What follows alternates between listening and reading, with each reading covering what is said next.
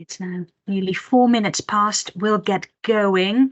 Hello, everybody. Welcome and thank you very much for joining us today in this SHDF Wave 2.2 group engagement session on fraud and error risk assessment and management.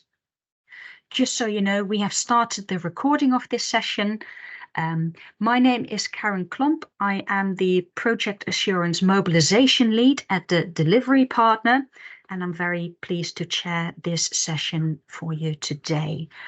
On the call today, we are joined by other members of the Delivery Partner team, and our speakers today are Laura Middleton, who's the Fraud Lead, and Keith McMore, who's the Fraud and Error Lead. So the perfect people to lead this session for you. The purpose of this event, this is one of a series of Wave 2.2 grant recipient group engagement sessions. Hopefully many of you will have joined some of the sessions 2 weeks ago, and we'll have 2 further sessions coming up. And the aim of these sessions is to provide you with information to support you to deliver your SHDF Wave 2.2 project. As you can see from the slide and from the title name, today we will discuss fraud and error risk assessment and management, and this session will provide you with a high-level overview of these processes. So the format of today will be, we'll have a 30-minute presentation from Laura and Keith, and then we'll have a panel session where we can discuss today's contents, any questions you may have on today's contents. And the panel session is about 30 minutes as well to take us to the whole hour. As mentioned, the session will be recorded and we will make it available after this session along with the slides, which will be sent to you later this week. If you have any questions during the presentation before the panel Q&A starts, please put them in the chat so we can come to them during the Q&A session. And as a reminder, if you have any specific questions about your own projects, please discuss those with your SPOC as soon as those are assigned to you, which will be in the next couple of weeks. So please keep the questions that you have quite on topic rather than very project specific for you. Just so you know, your cameras and mics have been disabled and they will be re-enabled if you have a question that you have put in the chat. As mentioned, the slides and the recording will be made available to you after the event in a follow-up email by the end of this week. And I will now hand over to Laura Middleton and Keith McCaw to start leading the session. Thanks very much. Thanks, Karen. I'm Laura Middleton. I am the counter-fraud lead at the Delivery Partner. It's lovely to meet everyone. So we're just going to take you through some background and some good practice around fraud and error risk assessment and management. So if we could just jump on to slide 4, please, Nicole. Perfect. So just to start off by giving you, if we just go one up, sorry, one previous slide. There we go. Perfect. Thank you. So I'll just start by giving you a little bit of background around fraud and error and how we consider it in this scheme, and then talk you through some of the approaches that we take within the SHDF scheme to fraud and error. And then I'll hand over to Keith, who will talk you through some of the specifics around fraud risk assessment and fraud management. And then should have plenty of time for questions. So just to start off with the definition of fraud itself. This is a definition from the UK Fraud Act, which is the one that we work to. So as you'll see, fraud itself requires an intent to gain or cause loss or expose another to the risk of loss. So the definition encompasses quite a wide range of pieces. Most people tend to think about it as theft or loss of money, but it can be much broader than that. So you see the definition doesn't necessarily reference money specifically. Just go on to the next slide, please. Now, for this scheme, the Department of Energy Security and Net Zero include both fraud and error in our definition of what the counter-fraud team look at.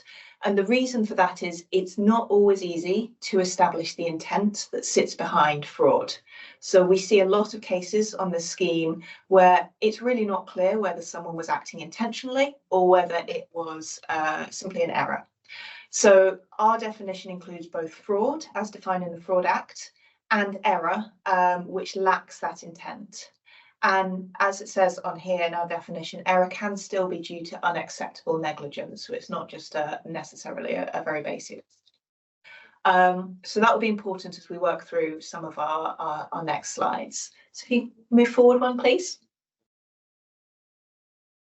Perfect. So back to fraud, and so just a little bit of background.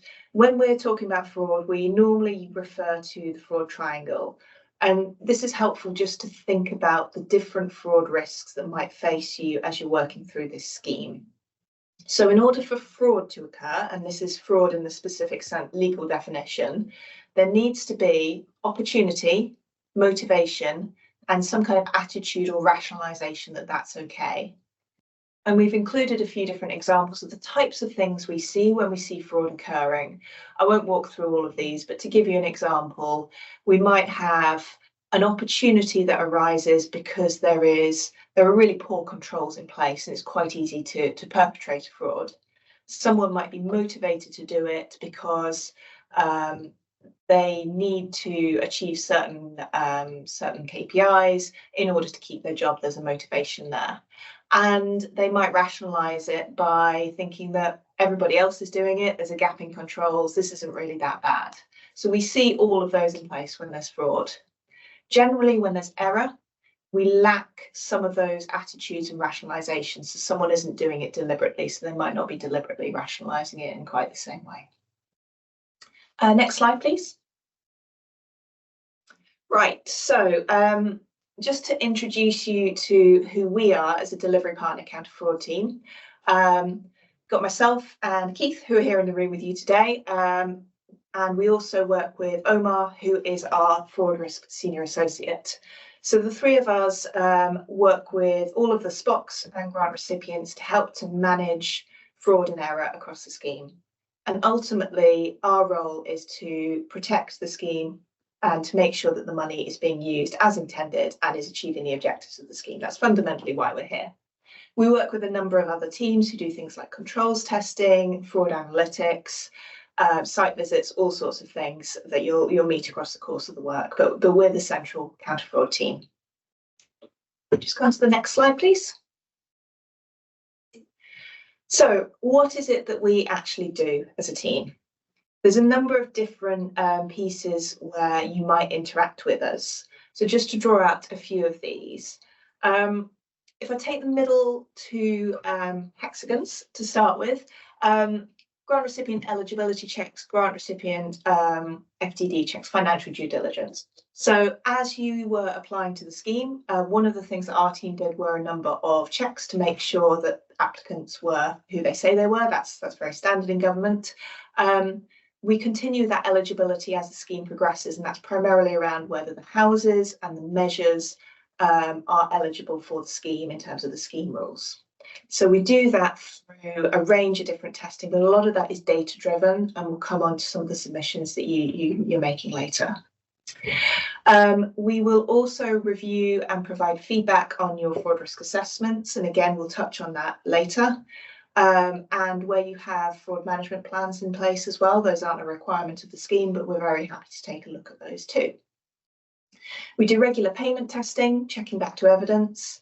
We test controls that are in place at a grant recipient level. And then where there are instances of fraud or error reported, we will look into those, triage them, and if necessary, conduct investigations and make sure that the money is clawed back where that's possible. One point I just wanted to flag at this stage, because it's a question that's come up a couple of times. I know you have to submit your fraud risk assessment today, I believe. Don't quote me specifically on the date, but I know it's pretty much around now. We've had a couple of questions asking about the quality of that in your inability to reflect the information from this session into your draft. Just want to say, don't worry about that. There is no immediate penalty or issue if the fraud risk assessment that you submit needs a little bit of work. What we do a complete review of your fraud risk assessment. We will provide you with tailored feedback and advice to help you to strengthen that. And If it is not at the level it needs to be, we'll work with you to help you improve that over the coming weeks. So there's no immediate penalty for that, maybe not having a control in place that it should do or something like that. But if you've got any concerns, please do pick it up in the question. If we go on to the next slide. Right, so then just to dive into the scheme, the other parties within the scheme itself. So this slide just sets out the different responsibilities. So I've talked about our role as delivery partner. So it's our job to conduct fraud management controls, testing across the grant recipient bids, any change requests, submissions for payment, etc. And then where there is a challenge, we'll conduct investigations, and then there might be sanctions and debt recovery in the back of that. For grant recipients such as yourself, there is an expectation that you take steps to prevent and manage fraud within your own supply chain, but we don't expect you to have the capacity, capability to conduct full investigations. What we've seen on previous schemes is, in many cases for the straightforward ones, that is happening within the grant recipients, but where that's more complex, there is capacity within the delivery partner to take that over. And then we also have our delivery agent, Salix, and they're responsible for conducting assurance and monitoring of the work that we're doing as a delivery partner. So next slide, please. Right, so I'll just spend a couple of minutes then just talking about the role of the grant recipients within fraud, just to make sure that's clear. And again, if there are any questions on this, we'll pick this up as we go through the section. So this sets out some of the overall responsibilities of the grant recipient.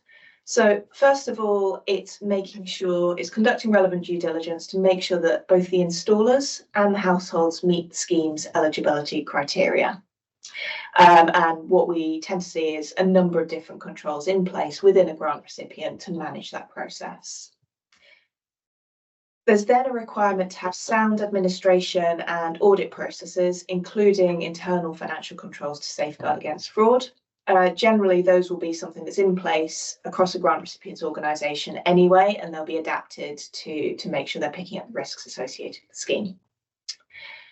There's a requirement to notify us as delivery partner if you have any cases of suspected fraud and error, and I'll dive into that in a minute just to explain how that works.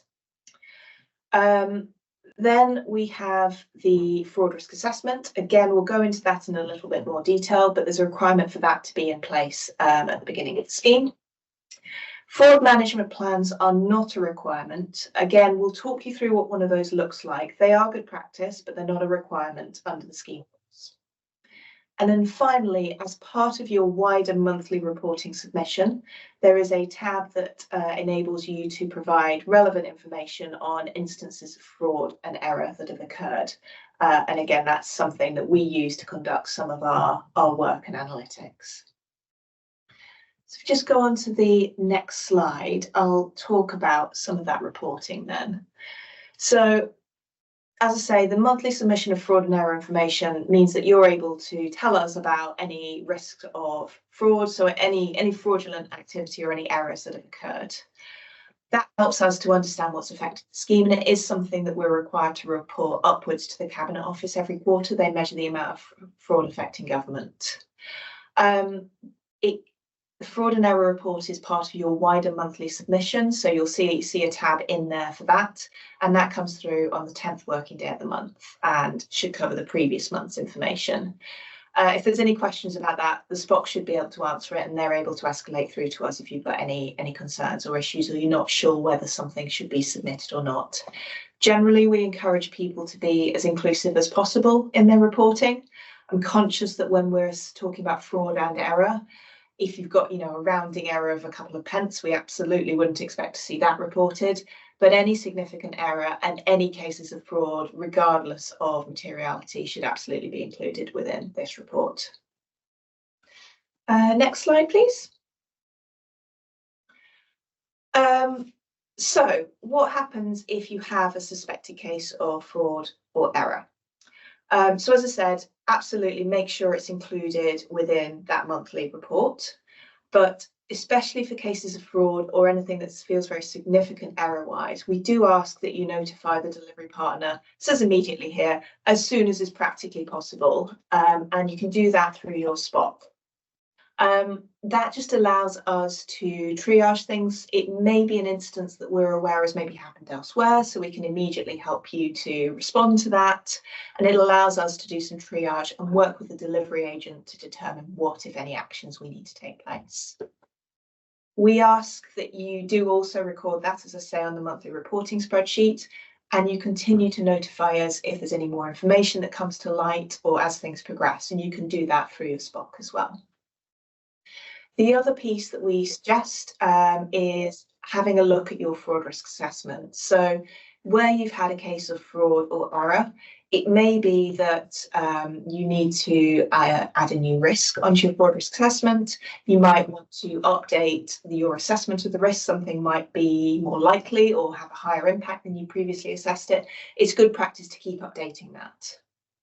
And then just to clarify as well, the instances of fraud and error in your monthly report should stay on that report even as they're resolved, because that gives us a total record of those, so they shouldn't be removed after that. I think that is everything I was going to cover. I'm going to hand over to Keith now, who will talk through the fraud risk assessment overview. That's great. Thanks, Laura. Hi, everyone. How are you doing? Nice to meet you. My name's Keith McMaw. You won't recognise me from the previous photo that was in a few slides back. It was slightly generous from a few years ago, but I'm going to talk through looking at fraud risk assessments within and fraud management plans within your organisations. First of all, in a general sense, looking at the general principles around creating an FRA and an FMP. And then we will dive in a little bit more detail around some of the key risks that we would expect to possibly see within this grant scheme, some of which have been provided by the department, some of which we have seen over the past few months as we've been involved in previous iterations of the scheme. So if I could have the next slide, please. And one more, please. Okay, so this is what we would call a good practice fraud risk management program within an organization.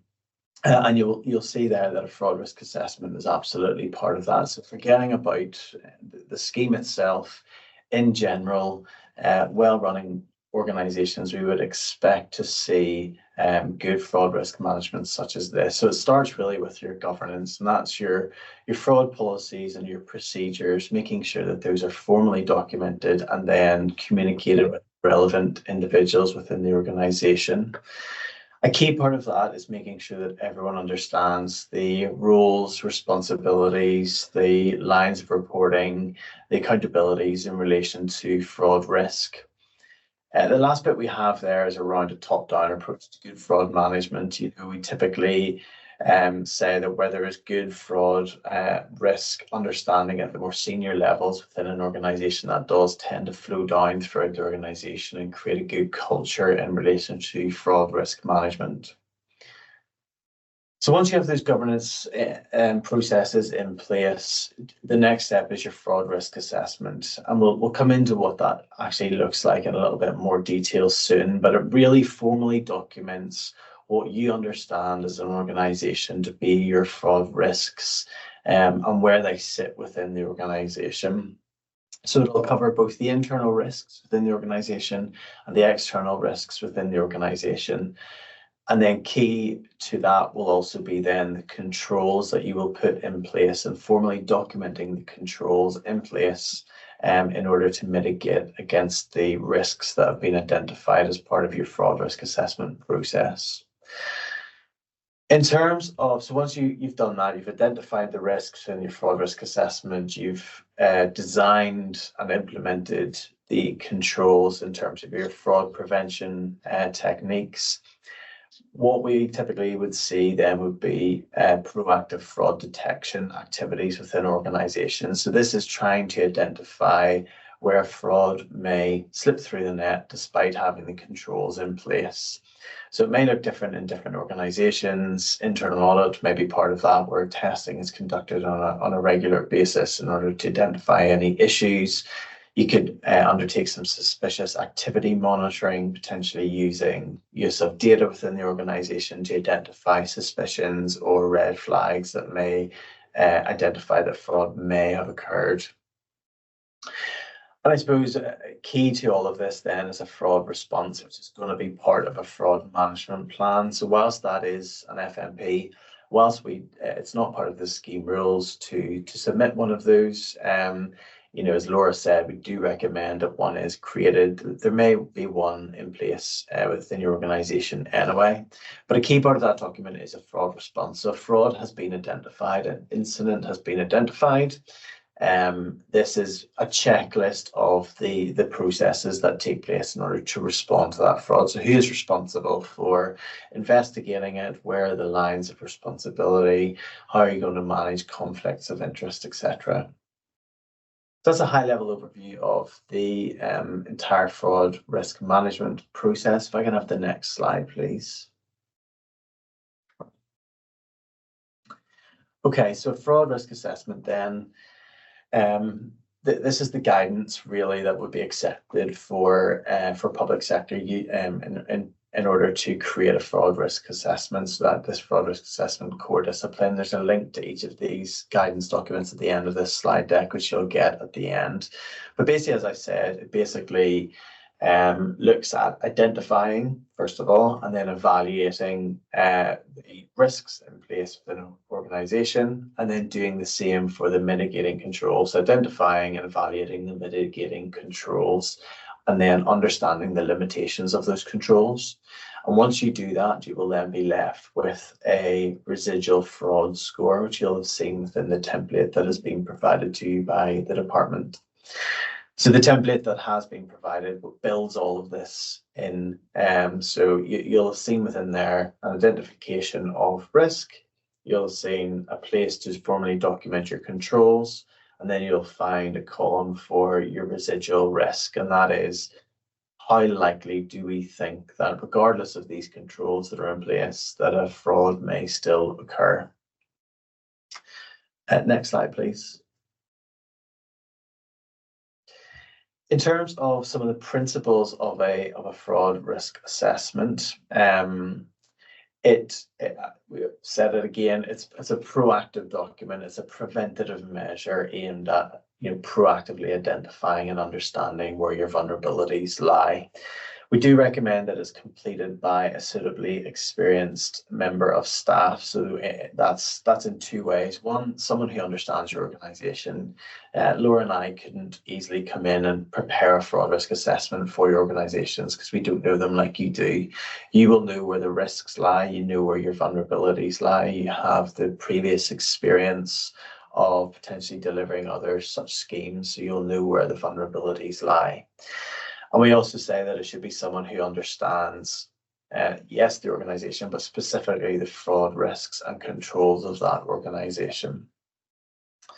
So we'll draw upon your existing documentation that will be there. So the scheme-specific fraud risk assessment that you will produce will likely draw upon what you already have in place within your organisation, those policies, those procedures in place, and potentially the kind of organisational-wide fraud risk assessment that you already have in place. You've been provided with a template by the department, and that is what should be populated. As Laura said, it is a living document, and regardless of this session and today, it will remain a living document throughout the life of the scheme. But as Laura said, there is no penalty for it maybe not being perfect as you submit it in the next day or whenever that needs to be. We will provide you with tailored feedback, lining that up against public sector good practice, all of which will be included within your feedback report. The tailored feedback will give you suggestions of how best to improve the fraud risk assessment, and then we would ask that you resubmit it to us again. And we will continue to work with you as necessary. The feedback report that you'll receive from us will be RAG rated in different areas. So through your identification of the risks, your identification of the controls, and then some general guidance around the makeup of your document. Does it have a document owner, for example? Does it have a fraud risk owner for each fraud risk? So each of those will be RAG graded to give you an overall score. But again, we will work with you to improve that over time.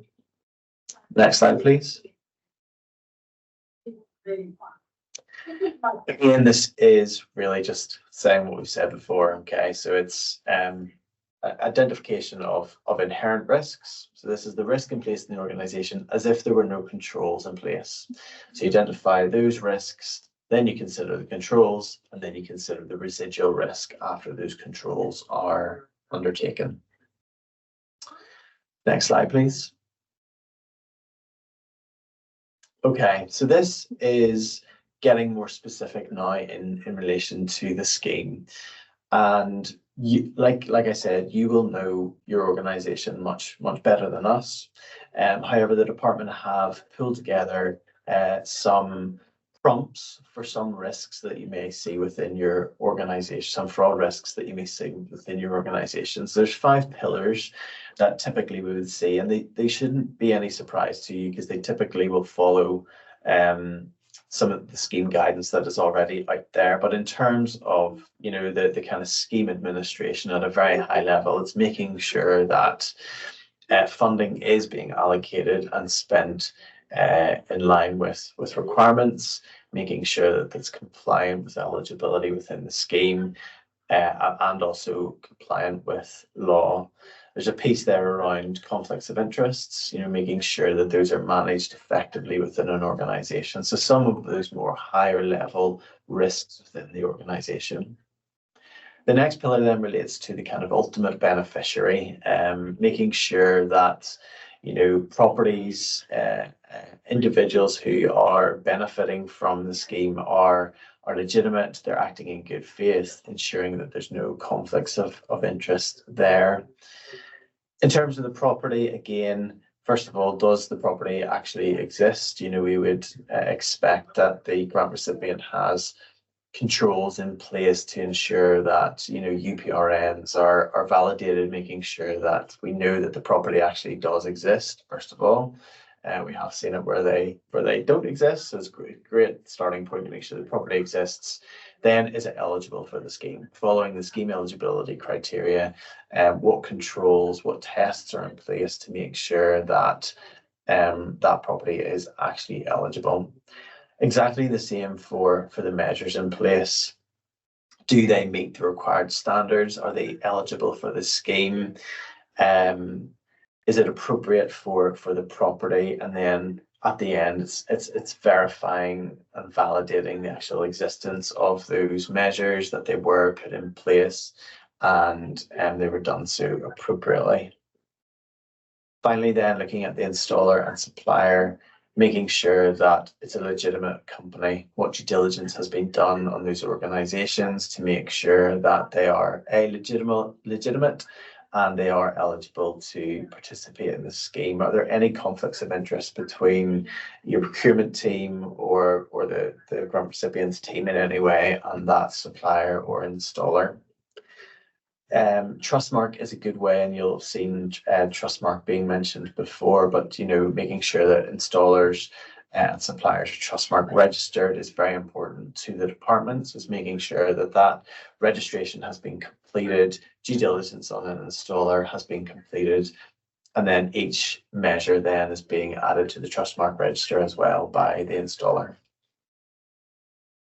Next slide, please. So this is just taking those pillars into a little bit more detail. I'm not going to run through each and every one of these in detail, but it's really for you to reflect upon looking at within each of these areas or pillars, some of the fraud risks in your top row there that may exist in relation to them. Some controls which you may wish to consider implementing in relation to those risks. And then finally, what data that you may be able to use in order to implement those controls and conduct your detective testing. So So look, this is not us providing the answer. These will not be appropriate in every part of your organization or in every organization here today, but hopefully these are a good prompt to help you consider the risks and the controls and the data you may draw upon. Next slide, please. Okay, so now we're just going to look in a little bit more detail in fraud management plan. As I said before, and we've said again, it's not part of the scheme rules to submit one, but it is recommended. It is a good practice document for organisations to manage fraud risk.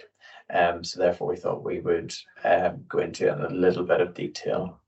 So where a fraud risk assessment identifies the fraud risks that are in place, it documents those. It'll then document the controls that will be in place to mitigate those. The fraud management plan, the FMP, really starts to look at how, so it looks at how those risks of fraud and error will be actively managed. So it's going into more detail and documenting the controls that may be in place, the resourcing that will be in place in order to manage each of those risks. You'll know that your fraud risk assessment is an Excel document. You'll have seen the template. Typically, although there is no formal format that you have to follow, but typically we would see a fraud management plan having more narrative in it. So maybe more of a narrative document, a Word document, detailing out each of the kind of how, the who and the when is going to actively manage risk and controls. As mentioned, the key part of an FMP is the fraud response plan. So that is where a fraud has been detected. That fraud response plan is your checklist of what you would do within your organization to respond, react, and the kind of feedback loop of that fraud to ensure that it doesn't happen again. Next slide, please. So again, this is just the definition. It's setting out, it's the approach. It's basically how you will practically identify, manage, and limit your kind of fraud and error risk. So it's documenting those controls in a more detailed way. Next slide, please. Really, we're just giving you more detail here, but nothing that I haven't already covered. Like an FRA, an FMP is a live document, and if you choose to have a scheme-specific FMP in place, which we do recommend, like your FRA, it is going to evolve over time. Both your FRA and your FMP are living documents. As the fraud landscape changes, we would expect to see an update to these documents. So as Laura said, if you do incur an incident of fraud or significant error, the kind of final approach that we would expect is for you to reconsider your fraud risk assessment and your fraud management plan, understand how the fraud took place. Do we need to update what fraud risks that we have in place? Do we need to update our documentation of the controls? So again, it's just reiterating that it is a living document. Next slide, please. Okay, so the final bit that I'm going to run through is just some of the more common grant scheme fraud risks that we typically see. This is a bit of a, basically from our experience of grant schemes in general, what kind of fraud risks you may see. Some of these, to be honest, these are quite high level, but it's to kind of give you, just get your brains thinking around some of the fraud risks. Probably where some of the more benefit to you will be in the next slide, if we could have it, please. Just in terms of what we've seen so far in the grant scheme. Next slide there, please. Thank you. So these are some of the common fraud and error typologies that we have seen within the scheme so far. So I suppose monthly reporting, we have seen quite a few errors being identified within the monthly reporting. So this is in your monthly submissions, where you're documenting, performance against baseline. We have seen quite a few errors in there, and look, to be expected to a degree. but it is just to be very mindful of those monthly reports. What we have seen here is instances where grant recipient has relied upon their delivery agent to complete a lot of the reporting for the grant recipient. And whilst that is appropriate, I suppose the ultimate responsibility for the monthly returns is on the grant recipient.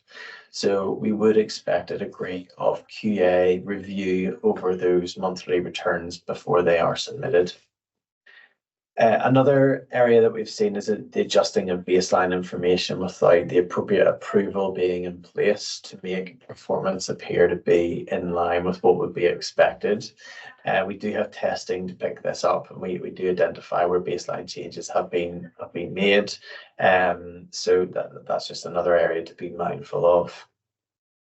Lead contractor there, misreporting of progress by the lead contractor. So this could be in the monthly reporting to yourselves, in the formal reporting, which then gets passed on to the delivery partner, or it could just be through update meetings. So again, we would expect someone who's suitably qualified within the grant recipient itself to kind of do a sufficient review, QA, of the information submitted by the lead contractor.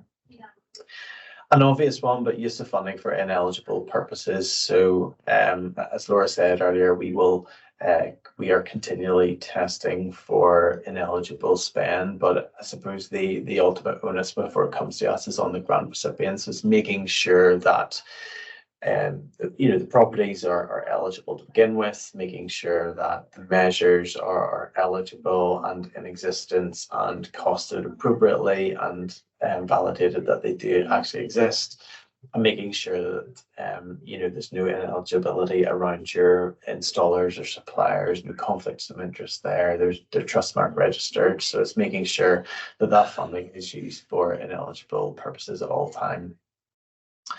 And again, that final point is property ineligibility. Next slide, please. Okay, so we're just going back to an FMP. So again, I suppose this is a little play or just showing you what the benefits are of having an FMP. I suppose the main point of it is that it does act as an early warning system for issues arising within your organisation. It should an issue arrive, it has the checklist of what processes you should follow. So it has this appropriate segregation of duties in place, and it just has a formal documentation of the controls that need to be in place so that everyone at all levels understands who is responsible and accountable. I suppose it comes down to both in your fraud risk assessment and fraud management plan, having fraud owners in place, having that formally documented so that everyone within the organisation knows who to discuss the issue with should it arise. And next slide, please. Really, that is us finished up. Hopefully that is useful to you. Obviously, we're very happy to take any questions. Try to give it at a certain level where it's at a relatively high level, but try to get you thinking about some of the individual fraud risks that may be in place. There are a number of government standards in place in relation to counter fraud activities within public sector organisations, preparing a fraud risk assessment, and then some specific grant management guidance there as well. So the links of each of those are available to you. But as Laura said, the delivery partner, we are here if you have any other specific questions now or at a later stage, we're absolutely available. So I think we're handing back to Karen for some Q&A. Indeed. Thank you very much for that presentation, Laura and Keith. We will now be joined by a panel member, Russell Owen, who is the support and remediation lead within Delivery Partner, to join Keith and Laura to answer any questions that you may have. Just to reiterate, the Q&A is related to today's content about fraud and error. So any specific questions, please, once you have your SPOC allocated to you, contact your SPOC about that. You can either put your question in the chat function or raise your hand if you want to ask a question, and you will be unmuted.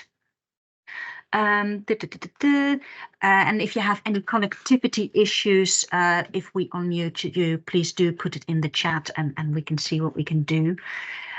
Quite important as well, if you have any feedback on the content of this session, please get in touch with us with the question form that was issued. And at the end of the Q&A, we will share a quick one question poll in the chat, and it would really be very valuable to us if you could please respond to that. Your feedback is important to us. I can't promise any extra grant. No, I won't say that. Your feedback is important to us. Are there any questions for the panel to either Russell or Keith or Laura? Anybody put their hand up?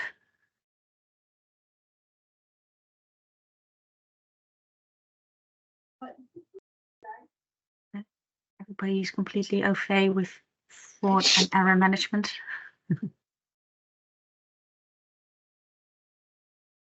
A question, Mary Cooper. Could you please introduce also what organization you are from? Yeah. Hi there, I'm Marie Cooper. I'm from Lewes District Council. We've got a consortium bid with Eastbourne Borough Council. I'm just looking at the fraud risk assessment that we've completed so far because we need to submit it today. It's mainly been our finance team that have completed that. I was just looking at the scheme overview tab. Could you advise what needs to go in there? It's not 100% clear to me. What that bit hasn't been filled out. So it's got the bit, it says number, scheme reference, support measure, risk owner and key contact for business process. Any help being given that? Yeah. Can you just give me the title? We're just bringing it up here to take a look, but can you give me the headings within it again, Marie? Yeah, so it's got, so as I say, we've completed the fraud risk assessment. It's the scheme overview tab, and you've got the number, the scheme reference, the support measure, the risk owner and the key contact for business processes. And it has given a couple of examples, but it just says risk reference number. Is that sort of referring back to the fraud risk assessment? Are we meant to sort of it is. So this is the apologies, I was just understand what you're saying. So really this comes down to where we're saying each fraud risk that's identified should have a fraud owner in place. In some organizations that is just one fraud owner. But I suppose this is really just to in some organizations, depending on where within the organization the fraud sits, it may be someone else that owns a particular risk. Okay. So it's really just the housekeeping part of the organization. So if you have particular risks that have particular owners, if you cross-reference the fraud risk in your detailed in the detailed tab in the fraud risk assessment tab, if it's just one fraud risk owner, then I think that's fine. And really that's just, it's not actually for our purposes, it's for the internal purposes that, you know, if a fraud should occur within a particular area, people know who to contact. Who to go to. Yeah, okay. Yeah. Lovely. Thank you very much. Thanks. No problem. Anybody else? If not, I'm going to use my chair's prerogative to ask a question, if that's all right. How would historic fraud have to be approached? For example, when questionable EPCs have been done on dwellings, for instance, an EPC E in a dwelling, when really they are EPC C, perhaps done in a run-up to a historic eco scheme or something else. How would that be dealt with? I would say in the same way as a current case that's identified, it is if it is going to have an impact upon eligibility or funding or compliance in any way, Karen, once it is identified, even if it's historic, regardless of when it happened, once identified, we would ask that you would pass that on to the delivery partner. And you know, we're not just here to we're not here at all to rat knuckles. You know, it's about providing the support and the guidance in order to rectify the issue. So whether it's an error or a fraud, obviously if it's a fraud, it'll be dealt with appropriately. But there's also the remediation approach of all fraud cases. So I guess in the exact same way as a current fraud or error case, just when it's identified, it would be great to be notified, and then we'll work with the grant recipient to correct it. Thank you very much. Can't see any other hands up, so I'm just going to ask another question. For any organisation that does put together a tailored fraud management plan, when would they be likely to receive any feedback from your team on that?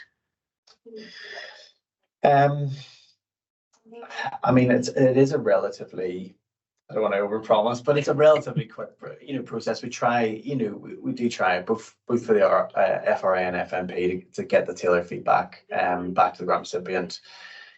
I mean, what will happen is we've got 45 coming on immediately now, so we'll try and get through all of them coming through in the next, I would say, 2 to 3 weeks, 3 to 4 weeks. But if an FMP is added at a later stage, we will try and get it turned around within a matter of a few weeks, really. And then once that feedback report is received, if there's any questions from the grant recipient, we're happy to take email questions. We're happy to have follow-up calls with people to discuss the feedback. Just on the feedback, again, it's not pointing fingers, and we really tried to make it read as such. We're not just trying to poke holes in what you have produced. It really is just trying to help you bring it in line with good best practice. So as Laura said, there's no penalty, if you like. If we see a consistently poor fraud risk assessment that maybe isn't taking on the guidance and advice that we provided, then yes, we may need to intervene. But we never see that. It's we really are just trying to help the grant recipient bring it up to as good quality as possible. And the other thing, just, I know Keith said it a couple of times, your organisation better than us, so it may be that we suggest a risk or a control that you just think, actually, do you know what, that's not relevant, and that is absolutely your judgment. The organisation better. We're doing it on a more general understanding of this grant scheme and what's happened in the past. So please apply your judgment to what we're recommending as well. Yeah. Thank you very much for that. And I think we've got time for definitely one more question, if anybody wants to put their hand up.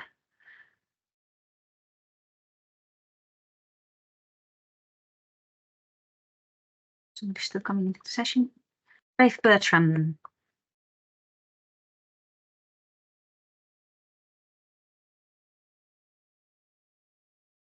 Hopefully you'll get unmuted. Hi there, everybody. Yeah, perfect. Yeah, can you hear me? Yes. Following on from that excellent question from Lewis District Council, the other tab called Index, just to the left of the Scheme Overview tab, I've got 10 minutes today maybe to fill that in. Is there, but I don't know who fills that in. Is that, it looks like it may be yourselves that fill that in, but I don't quite understand what those boxes mean. No, I know, and unfortunately it is the department's template, and we have it. No, this is for you, and if you could, so basically it's a living document, so that's where the multiple versions come in. So you're going to have a version 1, a version 1.1, a version 1.2 as we move along. So it's really just dating each of those. So the fraud assessor is, and I know the previous grant recipient says mostly the finance team, and I know there may be multiple people chipping into it, but I think if there's one overall person responsible, that's your fraud assessor. The date of this current version and the kind of version number, if you like. Scheme reference is really just the wave 2.2 of the SHDS scheme. So that is yourself that fills that in, and that's just version control. Yeah, so that should be an easy one. You've got 8 minutes now to get that done. I'll get on with it. Okay, very useful. Thank you very much. Thank you. Thank you all very much. Is there anybody else? Rafe, do you have another one, or is that a legacy hand? No, everything else is good. Thank you. Perfect. Thank you all very much.